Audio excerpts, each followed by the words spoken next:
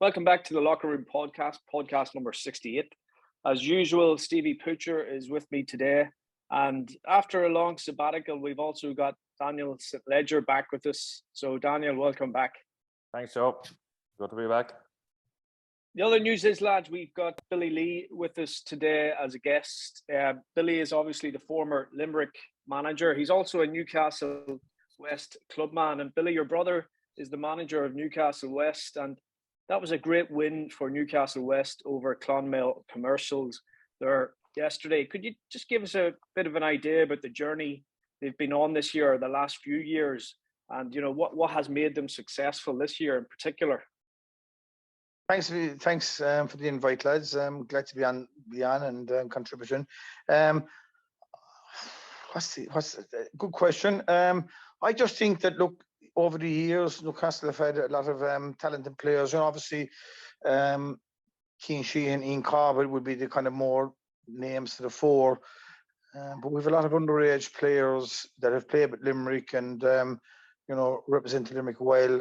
We wouldn't make much strides at underage level in Munster. But when you go and watch the matches, you'd see the lads playing well. And so I think a lot of it was in that bit of confidence in themselves. And obviously, Ian and Kerin would bring a lot of experience to the show, and Mike McMahon and a couple of more lads like that, and Stevie Kelly is training them, and so I had a lot of experience there. Jimmy, the brother, would just he's the kind of the marshal, I call him. His background is HR, and he's very good people skills, and he manages from there. But Stephen does the coaching, and they've good lads around him from a management point of view. So look, it's a combination of a lot of things. I'd suggest you. And that game against Clonmel Commercials, it went to extra time, and I think Newcastle West were also in a couple of extra time games earlier on in the season. So it probably stood to them good there towards the end. Yeah, look, throughout the hour, when Newcastle settled into the game after 7 or 8 minutes, I know we went to point, we got the first score of the game, but you looking out, you knew watching the lads, they were a bit nervous and tentative about what they were doing. But when they settled into the game, over the hour, they were the better team, right through the hour. But we were very fortunate to get the equalising score.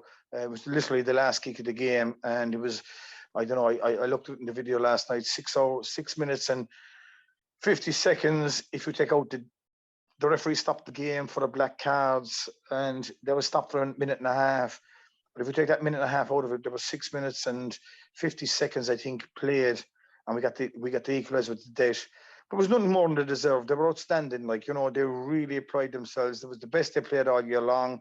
And they have a lot of ability in the team. There's a young Richter there midfield. He's only 18, and you can never ever say that someone will come through, and there's a lot of challenges for a young first of 18 to go through life, college, education, all that kind of stuff will go on. But he's a serious player, and from a Limerick point of view, hopefully that he'll continue that journey, and he kicked 1-1. He got 1-1 from midfield. Just he's the real deal, and hopefully we can see that in the Limerick colours over the years. Yeah, and it seems as if they've got a nice mix there of youth and experience. I heard their full forward who was lined out as 14, I think, Mike McMahon. I think he's around 36. He plays rugby. He's a dual player with Hurling as well. He's got 4 kids. So it's great to see players like that going very far in the championship and getting to a Munster final. Yeah, look, the McMahon family in general have been stalwarts of Newcastle West GA over the years. His father, his uncles, the real stalwarts of the club. And, it's great to see families get their, day in the sun. And Mike's been tremendous. He's a great young lad. Popular with people, and, he worked hard.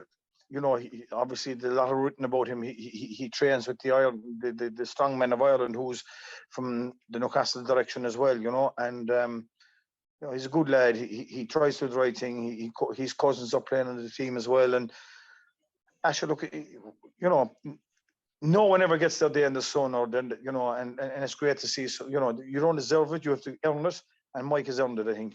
He's late in the game, he was winning balls in around our box when Tommy were trying to go for goal, and he was winning key kick-outs, and he did that in the county final as well. So look, it's great to see him doing so well.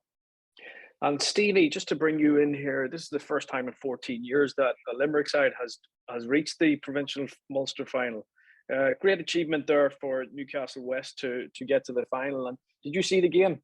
Well, Joe, one thing I would definitely say is that for me, the club championship, probably yourself, like when you look at the dominance of Dublin and the lack of belief that it probably created amongst the rest of Ireland as such, and dismantled probably Leinster for many years. The club championship's different. I think Moycullen a number of years ago, the Longford champions beating Kilmacud, and it gave clubs everywhere, Joe, a real massive level of belief. Kilcoo obviously won in All-Ireland last year, has probably gave every club in down belief as well, that Jesus, if you're competing with Kilcoo in your own local championship, surely you're not that far away. I'm sure Daniel has seen it in Dublin as well with Kilmacud, but one thing as well, and I'm not just saying this, Joe, because Billy Lee's on the show, but I would say that the work that Billy Lee has done with Limerick seniors over the last number of years, the belief that he's installed back into the county, the trajectory that Limerick are on as well has filtered down into the clubs and give the clubs great belief too, Joe. Obviously, having a really, really good management team and stuff helps as well. But I'll tell you one thing, Joe, and I'm going to be honest, Billy Lee, I haven't seen Newcastle and West playing. I was sort of following the game just briefly on Twitter and stuff, but I watched Commercials playing in the last round, and I was mightily impressed with how they beat Nemo. Now, Nemo were very much like Cross McLean in the way they'd set up. They were very traditional. They played into Commercial's hands quite a bit. The way Commercial had set up, they played with a very rigid system, playing on the counter attack. Did some fantastic footballers.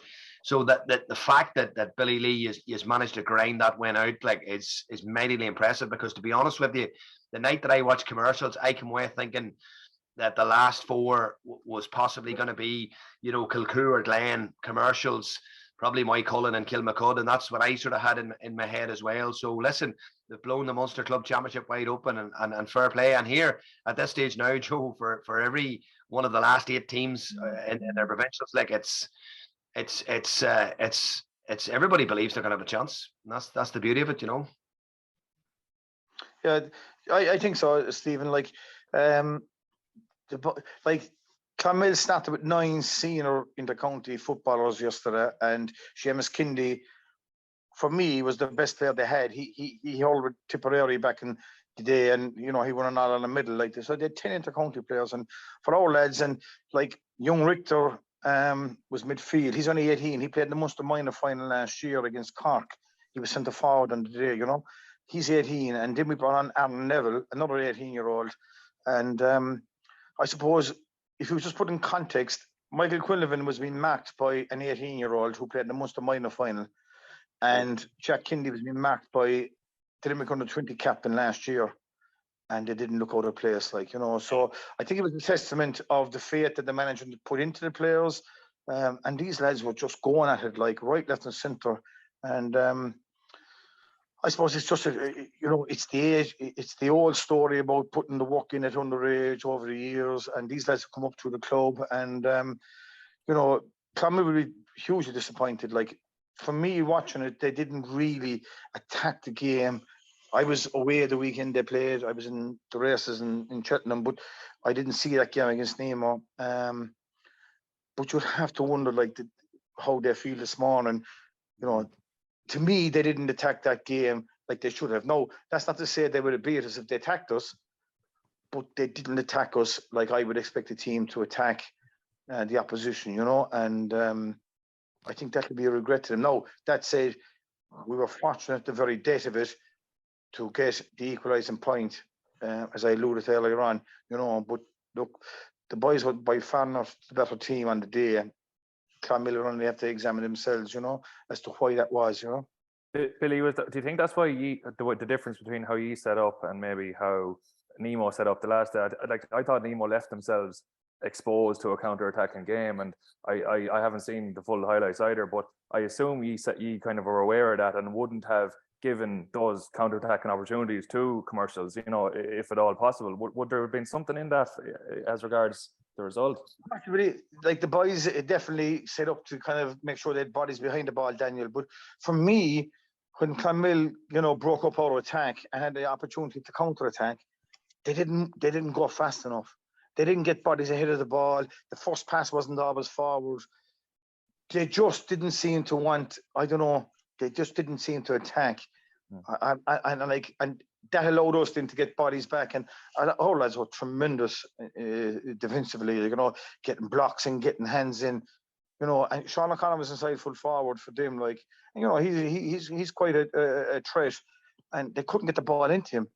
They just didn't seem to, for whatever reason, I don't know, move the ball forward fast enough to stop us getting bodies behind the ball, if that makes sense, John. Yeah. And Newcastle West now, we're in a Munster final, Dan, and they play Kerin's O'Reilly's. Kerin's O'Reilly's beat Earl of Ennis by 1 point yesterday. So who do you think will win that Munster final? It's an interesting one because the Kerry Championship obviously throws up I won't try and explain it here now, God knows, Billy, you probably have a better idea than I do, but it's Kerin's O'Reilly wouldn't have had a particularly fantastic year in let's say the overall championship when you're thrown into the divisional teams and that as well. So I'd say Rogue will probably be a little bit disgusted not to come out on top. I was talking to a friend from Clare earlier on, and they really fancy their chances coming down into it, So I look.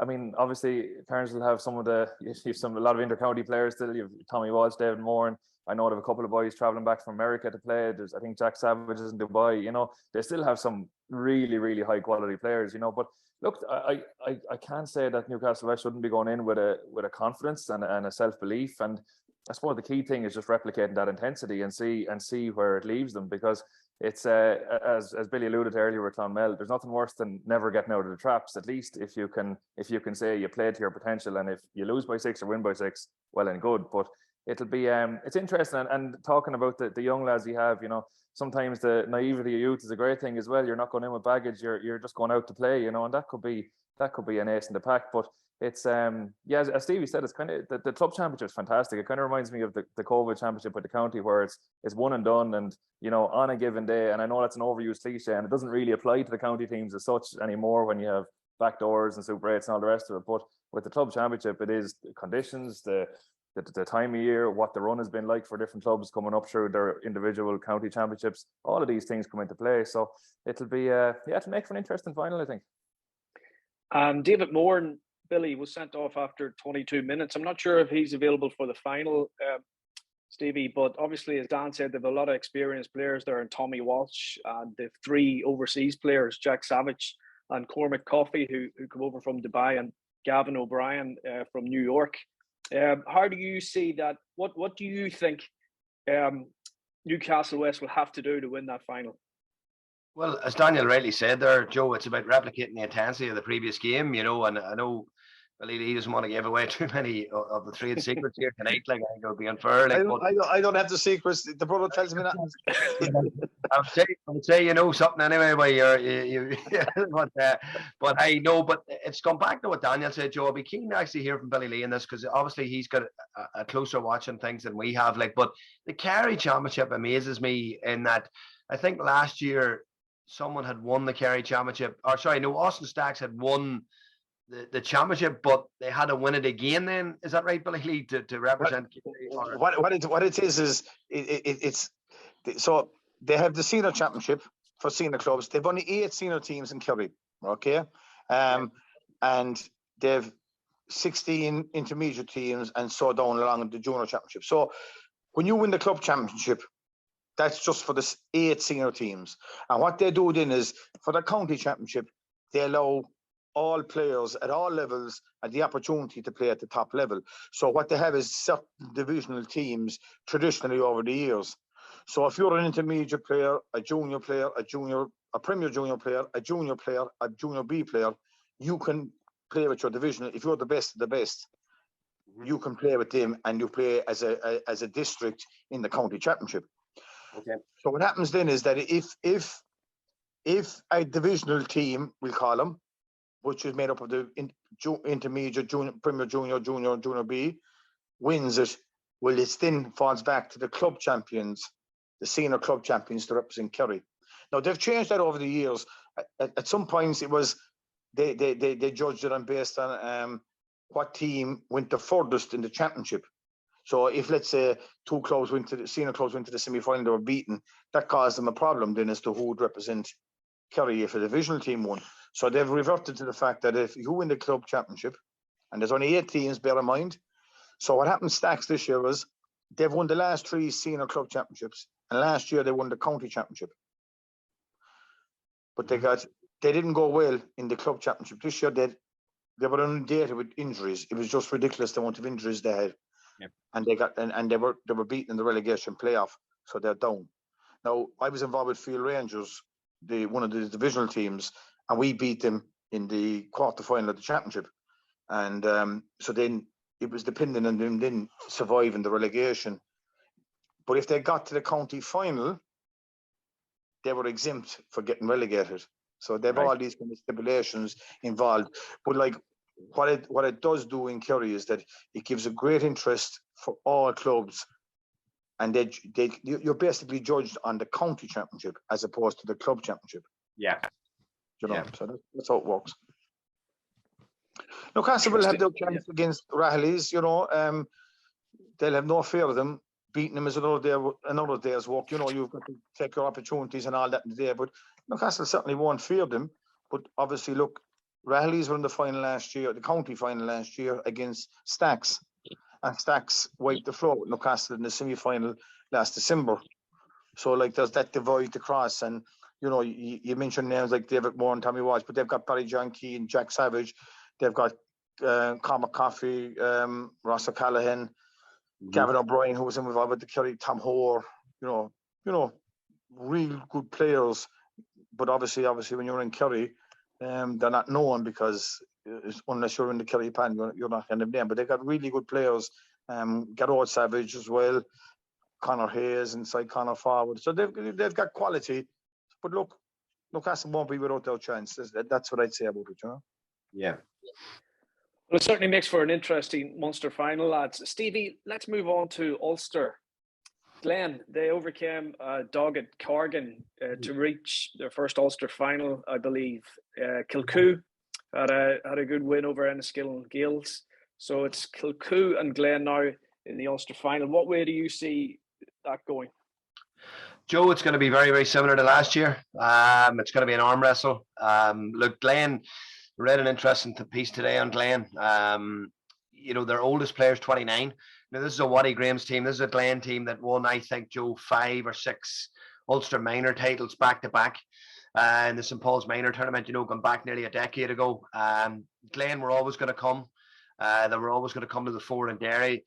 The big challenge now is obviously breaking that glass ceiling in Ulster. Kilcoo have done that. Kilcoo have won the last 2 Ulster championships in 2019 and 2021. There was none in 2020 due to COVID. They're the current All-Ireland champions. Glen, you know, will need to produce a massive performance to beat this Kilcoo team, Joe. One of the best conditioned teams at club level I've ever seen. Obviously came up against them this year in the club championship. The semi-final, we were right in the game until about 10-12 minutes to go. You know, and it's that last quarter or whatever, you know, they finish so strong in games, the experience they have on the field as well. They've a mini manager on the field with Lavery. They've got experience, you know, throughout their whole squad now, likes of PD, Jerome, Ryan Johnson. These guys have been around a long time, you know, back 10 years ago, and a lot of them actually have the county under 21s, including Aaron Brannigan and those boys. So that they're a very, very experienced team, Joe. Very, very experienced team. People talk about Kilcoo's system and they talk about their siege mentality and blah, blah, blah. But sometimes what they forget to talk about is the quality of player they have. They've a lot of very, very good footballers. Glen are very, very similar in the fact that they're probably maybe 3 to 4 years behind from an experience point of view. You know, they still have, you know, on Sunday there, I thought Ryan Dugan, the fullback, I thought he had an outstanding game. You know, he's a really, really tough defender. Michael Warnock has come to the fore this year, Joe. Obviously, Kieran McFall is not available due to other reasons, you know, and that's a big blow for them. It's a massive blow for them because McFall is a really, really powerful ball player for Glen.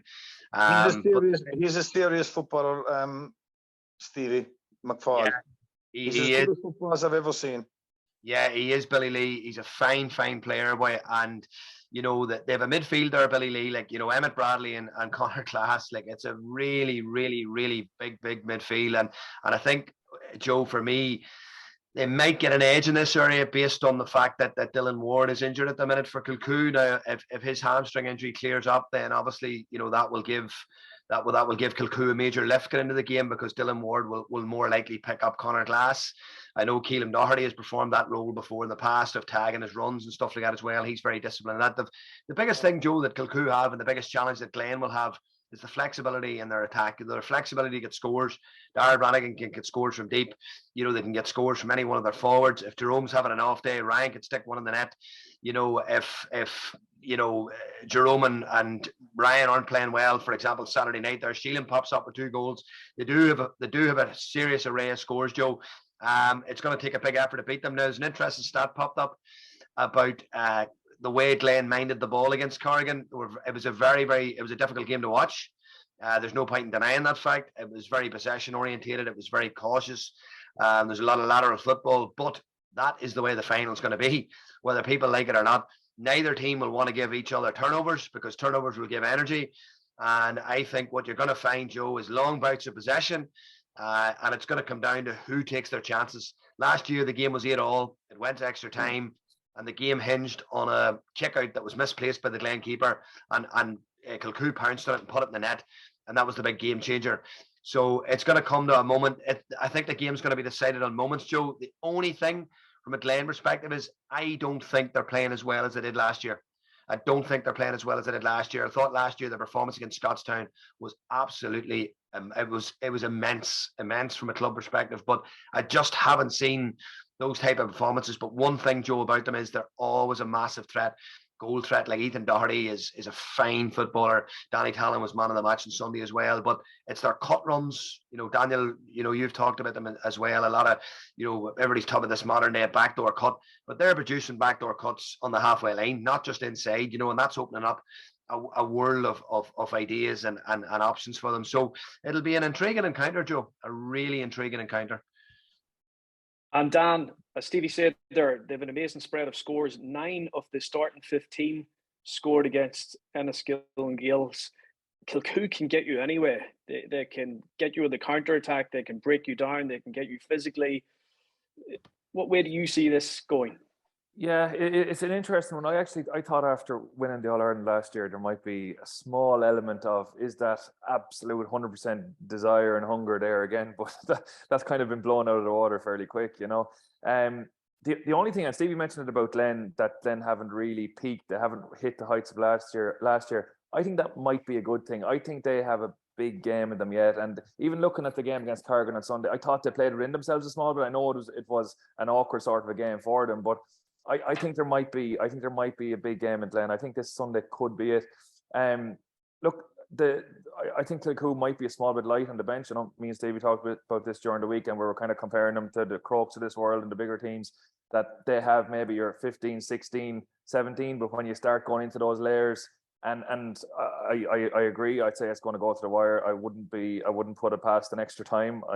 And that'll be interesting to test out the depth of both squads.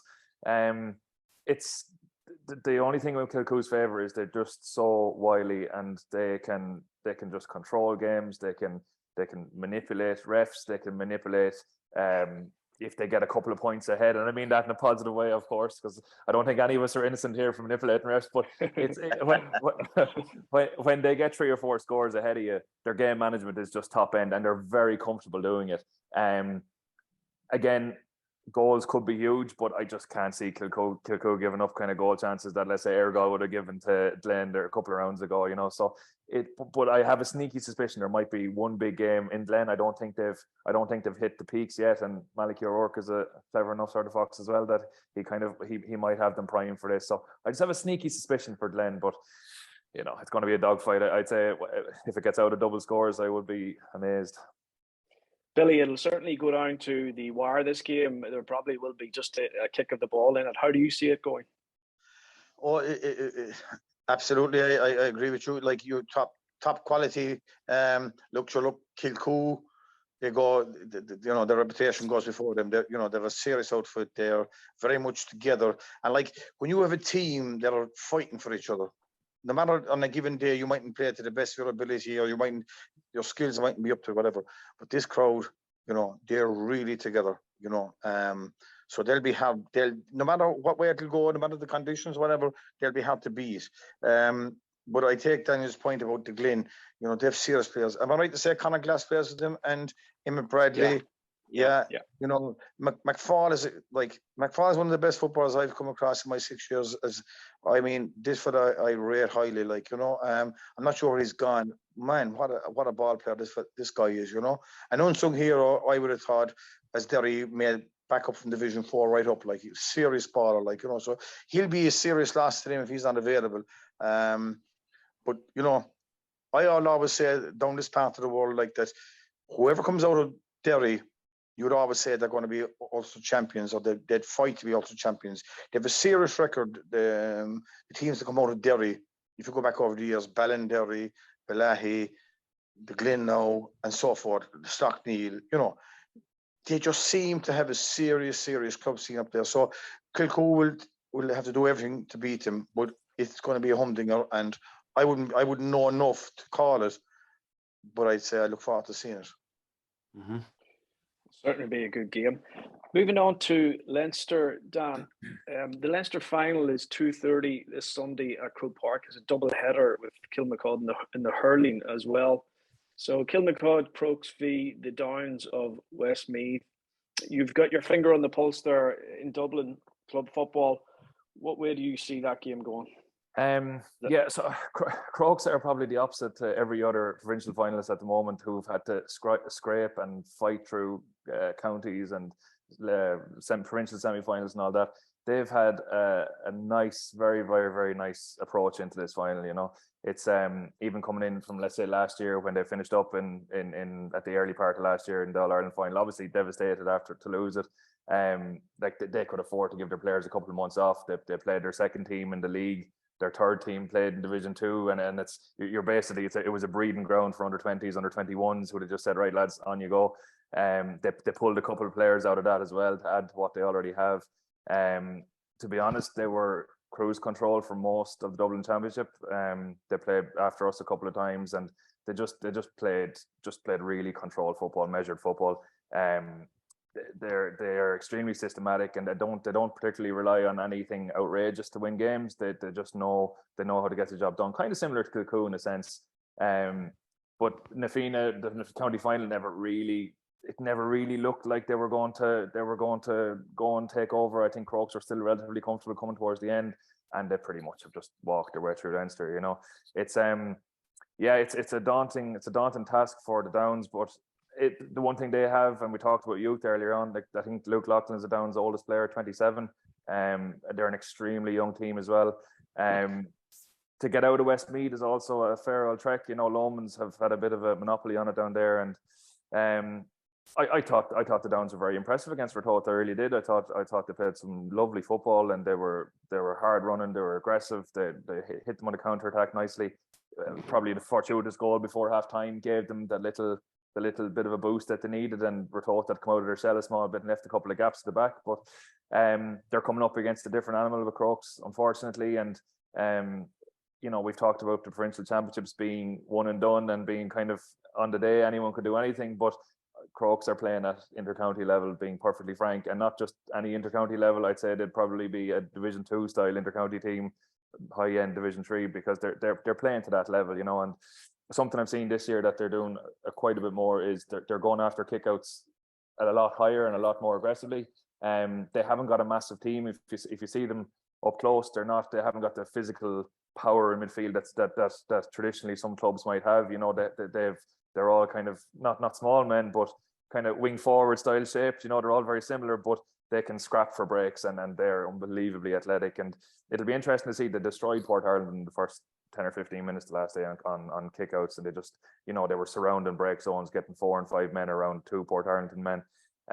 It'll be interesting to see if they continue with that. I have a sneaky suspicion if they get ahead again, similar to Kilcoo, if they get ahead by 3 or 4 points, they'll strangle the game. And in Croke Park as well, they will keep possession for 3-4 minutes at a time. They'll run the legs off the Downs. It's probably been a bonus territory for the Downs, I'd say a little bit. I'd say this is magic stuff for them. Whereas Crokes are on a mission. Like last year was a disaster for them. Like I thought they were 3 or 4 point better teams than Kilcoo, better team than Kilcoo, being honest. And I know that's sticking in the craw a small bit still, but a lot to depend on the start. I'd love to see the Downs get out in front and see if they got maybe 3 or 4 points up. What will Crokes do? Will they have to come out of their system? Will they have to break shape? Crokes do give you opportunities inside. They will leave you 2-on-2, 1-on-1, 3-on-3. They trust their middle press is strong enough that they trust their defenders to go man to man at times. But if you see the likes of Luke Loughlin getting a couple of early scores inside, Rory O'Carroll will drop back in there fairly quick. Like they're very streetwise.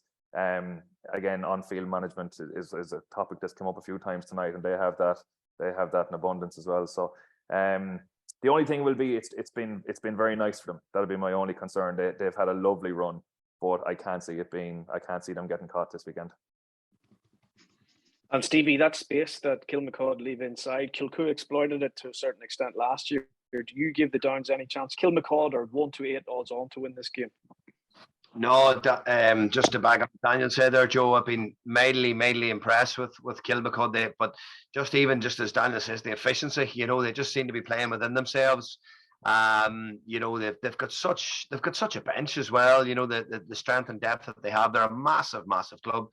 The fact that they're it's probably remiss not to mention the fact that they're contesting 2 senior finals in both football and hurling and on the same day is just a phenomenal achievement. Like when you think of Slough-Neil, who are a club that just spring to mind straight away, but they're still relying on a massive volume of dual players. The likes of Chrissy McCaig, Carl McCaig, Brendy Rogers, who all play both codes, and all fine hurlers and fine footballers. So, the fact that they're actually contesting 2 Leinster senior finals on the same day is testament to the club. But listen, Joe, Robbie Brennan's not soft either. He's a shrewd enough operator. I don't think Luke Loughlin will get the same degree of space or time that he got the last day. And I just feel as well, one of the things that is fascinating me about Kilmacud is the way they go after opposition's kickouts. Like they seem to just completely suffocate the kickout. Maybe that's the physical strength and power they have around the middle. And I think, Daniel, me and you had a conversation as well about the maturity of some of them. Craig Dias in particular, who has matured into a really proper top-class midfielder, and plays with such authority and maturity and such leadership. And I think, Joe, that will be more than enough. And the other thing, Ben, as well, and Billy Lee, that all being well, and I wish you all the very best. Newcastle, I'd love to see us in an All-Ireland semi-final, but I think it's a huge. I don't know what the word I'm looking for is, but the advantage that Kilmacud have of playing 2 to 3 games at Croke Park before an All-Ireland club final, it's wrong.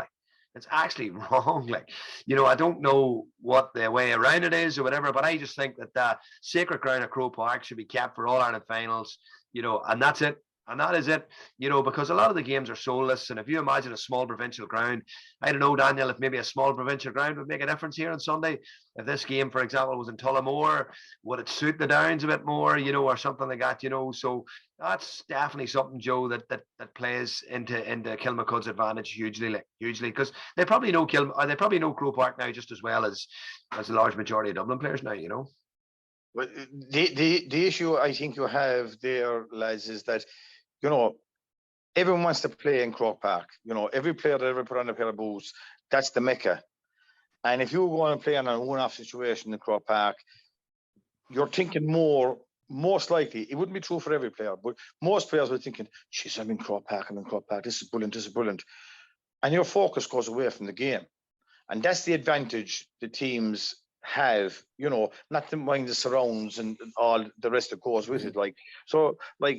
It is fair to say they have the advantage of that every time, right? That's just the way it is. No, look, every club wants to be in these big days, so you can't knock it. But there is definitely a distinct advantage. Now, I'm not saying we try. I'm not advocating we change it or anything like that.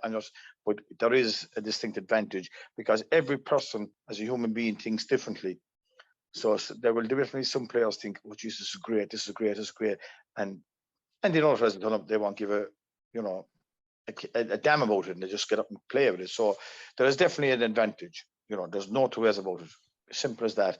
You wonder, Billy, would at least having the semi-final a couple of weeks ago against Ratoath, will that make any difference maybe in the first 10 or 15 minutes where they might be kind of, I wonder, would the surroundings be as big a deal in that scenario because they've been there at least once? But what I would say is it is, no matter what way you look at it, it's Leinster final for a club who probably didn't expect to be there, and that is massive. And Crokes expect to be there, and they expect to be further, and I think that is huge. I think that expectation you have in yourself is a massive advantage for Crokes. I agree 100%. Like you pictured it this week, right? The people living in the Downs are so excited. They're going to play in the Leinster final against maybe all expectations, if that's what it was. Luke Loughlin is a super footballer, right? So they're excited. They're looking forward to it. Whereas the Kilcoo Crokes are coming in, they've only one thing in their head: All Ireland. Now, that's not to say they'll get there, I wouldn't there, but their focus is totally different. They're calm, they're relaxed, they're driven. The Downs boys and the whole parish are very excited, and rightly so. It's a huge honour to play in the provincial final. And I know for myself last night, Mother of God Almighty, we went bananas. To get to the final, like, oh, trust me, I won't say it in the podcast what happened to me. But the point I'm making is the excitement of it is huge. And if they're not used to being there, they'd be said. Whereas the Crokes boys are, they're thinking Kilcoo. That's what they're thinking. They're not thinking of Rahleys. They're not thinking of Newcastle. They're not thinking of the Connacht champions. They're thinking Kilcoo, and that's the way they're thinking. And you were right to think there about Craig Diaz. Like, he's a super footballer. He's really in control. You summed it up there, Stevie, when you said about him. Like, Billy Lee, you're talking there. Going bananas last night. Were you at the Monday Club today? I had one or two, but I shot off one because before she'd ate me. Will only be alone. Jesus, lads, if I told you what happened to me last night, I tell you something. But this is the passion. This is the passion. Like, I'm 57 years of age, and the last time we played the Munster final was 35 years ago. I was playing, and we never thought we'd get back there again. So it's just fantastic for the town and people. Yeah, oh man. I nearly killed myself. That's all you need to know. That's all I need to know. The power of drink. The power of drink. Oh, sweet Jesus. Leave it to the young lads, Billy. Listen, the brain is 21, the body is 57. That's all I'll say to you. Oh, Jesus, I'm telling you, I'm not messing you. I was lucky to be alive. Anyway, but that's the enjoyment we get from it. That's the fun. We wake up in the morning and we think, oh, Jesus. But like these are important to parishes. In some, the Cullerfins of this world, the Dr. Crokes, the Kilmacud Crokes, the Kilcoos of this world. They're the exceptions. The likes of Newcastle, the Downs, and all our clubs. We do it because it's a coming together of people and representing themselves as best they can and enjoying it and coming together afterwards and enjoying each other's company. And like, it's about a community. It's not about, if you win, brilliant. We all strive out to win. But to have that enjoyment and that fun and being together and representing ourselves as best we can as a community, that's what the J is about. And that's it, and tell the stories the following day. And the good stories will last for 50 years, That's what it's about. I don't see it any other way. I genuinely don't see it any other way. It took me a long time to learn that. But I think that's generally what the J is about, Yeah, and certainly what the club championship is all about too. Daniel, just moving on to the last province, Connacht. We've got Moycullen playing Tourlestrane. Again, Moycullen are hot favourites here, 1 to 8 odds on. Is there any chance of an upset? I don't think so. I've seen a couple of, just on the GABO highlights and stuff like that, I've seen Tourlestrane a couple of times. Haven't really had massive tests as of yet.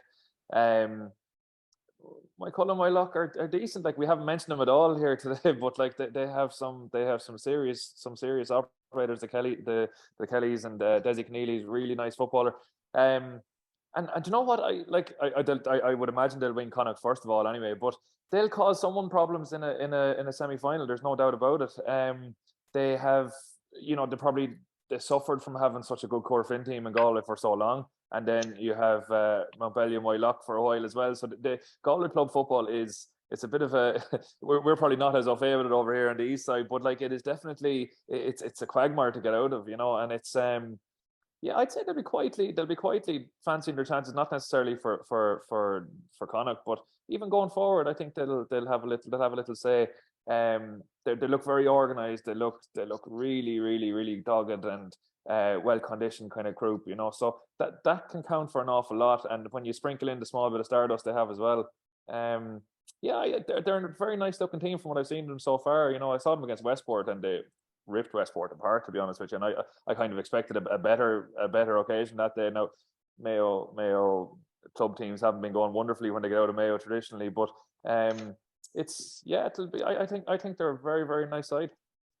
Daniel, would you think that Westport first time winning the county championship, such a huge occasion for them, did that kind of was their minds there that didn't allow them into go, that they were caught in that kind of trap? I don't know the answer to that. I'm just asking the question. Did that impact their performance against? Because yourself, when a Galway team comes out, they play football. They play proper football, the way I see football should be played, and they just go at it. And if you come out of Galway, you've got a chance. And I just wonder, did Westport the first time ever in their life? Did it impact their performance in Connacht? Well, I know what I'd have been doing for a week after winning my first anyway. So it's, but I did see a bit of commentary from a few Mayo people that it is a kind of an issue that they're finding, and it comes back to, I think, county management's taking players away for so long and not letting them back with the clubs, and it takes a while for them to get integrated. And I think there is an element of that. In Westport's case, yeah, look, I mean, winning your first one, Jesus, you would lose the mind, like for definitely a week, like, and it would be very hard to come back down to earth. But it's I can't even think of the last time a Mayo team has really threatened an All Ireland. Like, God, are you going back to the Cross Malina era? Like, I know, you probably are. Yeah, you're going a long way back there. Yeah, but which is bad, like for a county like Mayo, considering the tradition they'd have. Fantastic to see Liam Keegan. When he's done it all. Like, what a warrior, what a player. Like, so when you think of Westport, you think of him. Like, and it was brilliant to see him win it. So if they get a couple more Mayo titles in a row, which they easily could, because they've a phenomenal group of relatively young players, Keegan aside, who's a bit older than myself, but if they win a couple more Mayos, they'll eventually, that hunger will grow a little bit, I'd say, where Mayo doesn't become enough and all of a sudden Connacht doesn't become enough, and if they have that kind of a drive, which they seem to have a thriving club. Westport is turned into a massive urban area, Mayo, so it'll be interesting to watch them over the next couple of years.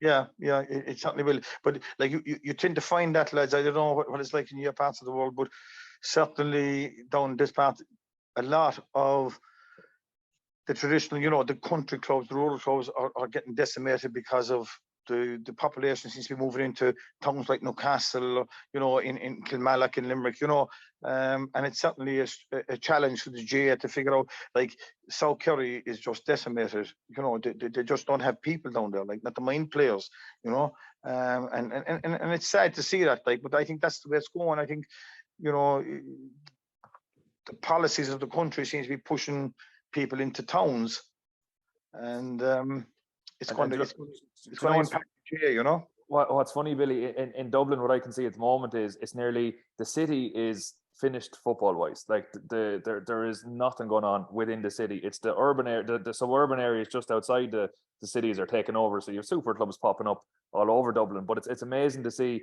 Like, it is, I suppose Dublin is it's on its own. It's nearly its own kind of ecosystem in this sense. But definitely, you look at the clubs that are being, completely infiltrated with second generation people from different counties. It's amazing to see like the growth of Lukens of this world, and even up my own part of the world, and Sylvester's and Crokes and Ballyboden. Like, it's hard to even get your head around the numbers that they have. Yeah, there was something put up there on Twitter recently about Limerick. I think one of the journalists in the Limerick Leader put it up, the local paper, and let's say they went back 10 years ago and they did this dotted of, where the senior hurling clubs were. And it was tending towards the south side of the county, the Kilmallocks, the Bruffs, over that direction. Now it's all in around the city. you know, as you rightly referred to there, Daniel, you know, the super powers on the verges of the city, and just a couple of miles outside the city, you know, the Kildymers, like Kildymere, you know, Kyle Hayes' club were only junior hurling not too many years ago. Now they're a proper senior hurling team, like, you know. So, you know, it's definitely going to be a challenge for the GA in the coming years about how the rural clubs get looked after. And without them, we have nothing, because I'm sure it's the same in your parts of the world. The country boys love to beat the townies, and that's the way it should be, and that's the way it should always be, you know. And look, please God, that'll hold true, you know. I wonder what the hurling scene for man is like at the moment. Would we have anyone that knows the breakup of it? Stevie, do you have any data? We get educated here now. We get educated here now. It's absolutely thriving, man. Absolutely. Can we go back and talk about Moycullen again? Yes, Stevie. Moycullen, Stevie, they are 1-8 odds on to win that Connacht final. It's 12:45 this Sunday. How do you see it go? No, I've been super impressed with them, Joe. Now I was shocked the last day when I seen the scoreline against Strokestown. It was 7-all after normal time. Now Strokestown have some accomplished footballers too. You know, and I worked with a lot of those lads actually at Roscommon, the Neary lads, and you know, big Cal Compton there is a decent footballer as well. And you know, like, to be honest with you, you know, listen, Moycullen have a huge array of talent there, Joe. The Kelly brothers, you know, big Connolly at full forwards, a real handful. They've also got you'd probably know him, Joe, a lad called Owen Gallagher from Antrim originally. He's a doctor. Yeah, he's a doctor down working in Galway. He's made the Galway senior football panel as well. He's down there. Big Peter Cook came off the bench the last day, and I can tell you now, he is a fine footballer. And I was just chatting to John Devilly actually about this.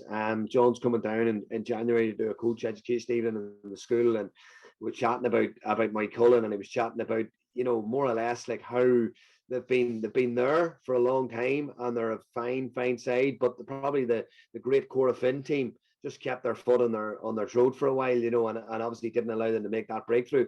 And I'll tell you this now, man, I think this Moycullen team are dark horses to win the All-Ireland. I really do.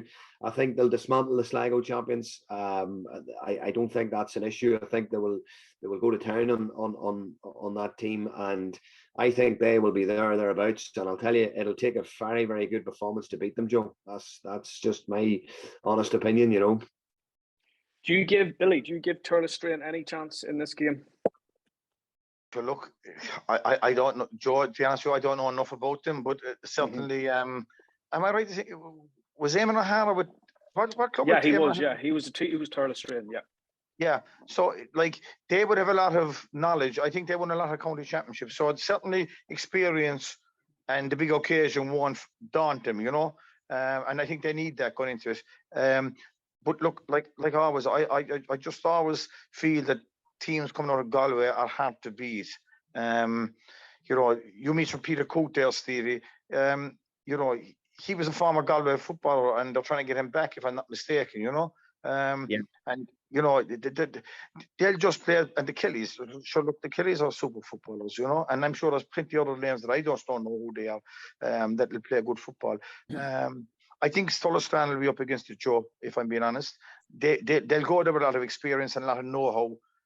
Whether they got the quality to beat the Galway champions, it'll come down to that. I don't think the occasion will faze them. I don't think there'll be any of that in play. I think it'll just come down to complete another football, and I think the Galway champions will come through. Yeah. Yeah, they've won the last 4 Sligo senior championships. So, you know, there is something there obviously about them, but it'll certainly be a difficult task for them. Just lastly, lads, who do you think's going to win the All-Ireland Club Championship? Newcastle West. Play it down, Billy. Will you play it down? Jesus Christ. Putting pressure on your brother there, Billy. No. Listen, I'd be shocked by this. My sister's the chairperson of the club. I'd be shocked by her. She's the Don of the family. I'd be shocked by her if I didn't say that. so no. I think on a serious note, I think Kilmacud Crokes. I think they're on a mission this year. I think they're really going after it. I would go with Kilmacud. Dan? Yeah, I'd agree with Billy. It's not. It's probably the obvious answer, but they should have won it last year without Mannion, and they brought in some lad from Galway this year. So I'd imagine that will make up the difference. So it's very hard to see it going any other way. They're just totally singularly focused on this All Ireland, I think. Stevie, dark horses, you said Moycullen. Obviously, Kilcoo inside out. Kilmacud are hot favourites to win it, but who do you think? What's that, Joe? Who do you think will win the All Ireland Club Championship? Yeah, it's a bit like the Gary Neville one where he says to Carragher, it's like asking who do you want to steal your wife? You know what I mean? Listen, I think Kilcoo will win it. To be honest with you, that's the bottom line. I think they'll win it again. You know, always knew you had a soft spot for them. I just think, Joe, they've got the experience of last year. They've got great belief. I'll tell you what they have, lads, and I'm going to be honest with you here now. They have absolutely frightening pace everywhere, you know. So, and when you come to Croke Park, you know, and you play that sort of transition game and stuff like that, you know, it's going to stand them in good stead, you know. So, look here, listen, as I say, whatever team, you know, come through will have well deserved it, because I think we're going to have 4 very, very good club sides in the last 4, and just to probably finish what Daniel said there earlier as well, I think it's just so much more enjoyable than the inter-county stuff at the minute. I think the club is where it's at. I think it's just so unpredictable. You know, it's like, look at Ballyhale Shamrocks, for example, at the weekend there. I just seen Naas were giving them a fill of it. I think Ballyhale were something like 1-50 or something like that to beat them, and I think at halftime Naas might have been leading. You know, it just, club is just different. It's just different. It doesn't have the same, you know, level of probably of sterile nature that county football has got, Joe. And there's so many, and Billy, you know this as well, even from your own club.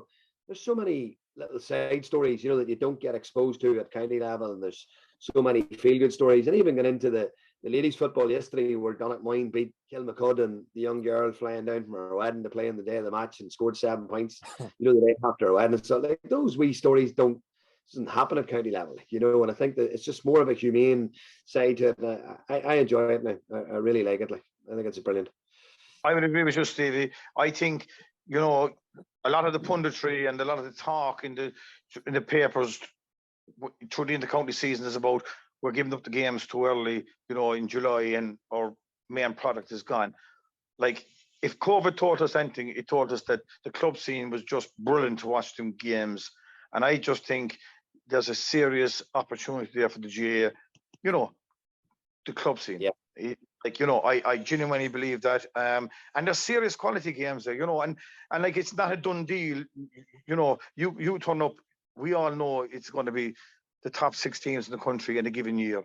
Kerry, Dublin, Tyrone, Galway now, Mayo, you know, Monaghan, Donegal, whatever. And I might be missing 1 or 2. I'm just giving examples. We know it's going to go down to them. And we know the early rounds of the Inter-County Championship is a waste of time, because teams are too strong for other teams and they beat them. Okay? So we wait to get to the semi-finals before we get really interested. Whereas if we take the club championship, you know, we're watching as neutrals. We don't know what goes on in different counties, and we're excited about, you know, we hear the names of the clubs, the Kilcools of this world, the St. Finbars, the Nemo Rangers, the Dr. Crow, the Kilmacud Crokes, and all these, you know, so forth.